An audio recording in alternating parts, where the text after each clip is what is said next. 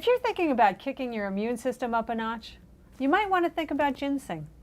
I'm Sarah Heiner, president of Bottom Line Publications, and this is our conversation with the experts, where we get the answers to your tough questions from our leading experts.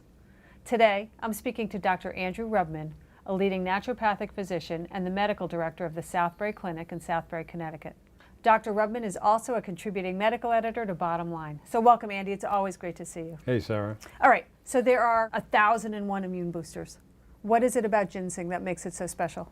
People have been using ginseng literally for thousands of years. It's one of those things we call an adaptogen.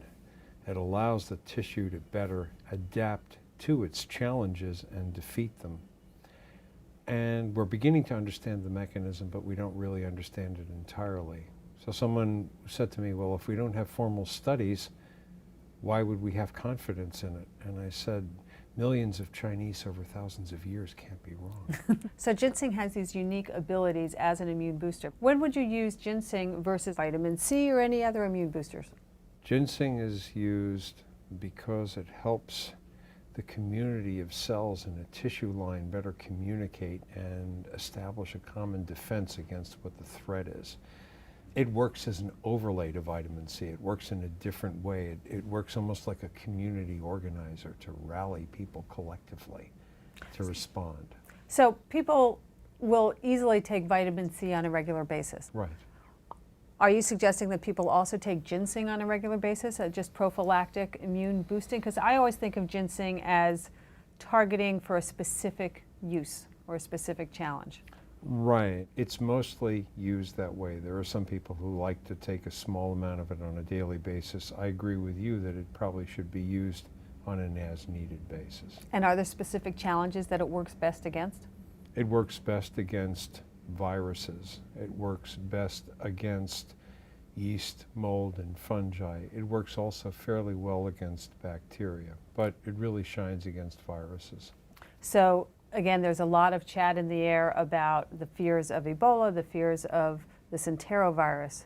So is this something, if somebody first starts getting any symptoms of scratchy throat or headaches or anything that are the symptoms of these viruses or even the flu virus, should they consider taking ginseng? I think so. There doesn't seem to be any counterindication to it.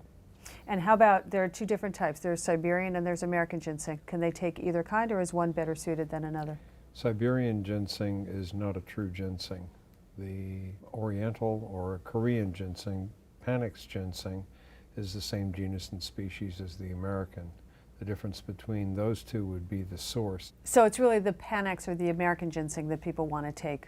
You could call it Oriental/Korean and American are both Panax. Siberian is Eleutherococcus, different genus. It's We would not really be using, ginseng. that's not the ginseng that we No, really want to be no. using. So is it safe for everybody to take? Yeah, I've never seen any contraindications to ginseng. Okay, and what kind of dosing, how do you use ginseng? Like acknowledging that you always need to check with your medical provider before you take Yeah, anything. well, Right. I mean, and that also assumes that they are going to be able to field your question, which is somewhat presumptive. My advice would be to get a good, standard, inexpensive commercial ginseng. South Korea has very large fields where they grow commercial ginseng. That's going to be fine for most folks. You can get the root, you can take powdered root in a capsule form. I think it's most efficacious being brewed into a tea, infused and not decocted, meaning soak it in hot water, don't boil it. Thank you very much, Dr. Andy. The bottom line on ginseng, it's a great immune booster, in particular for viruses, but also so for bacteria, yeast, and fungi.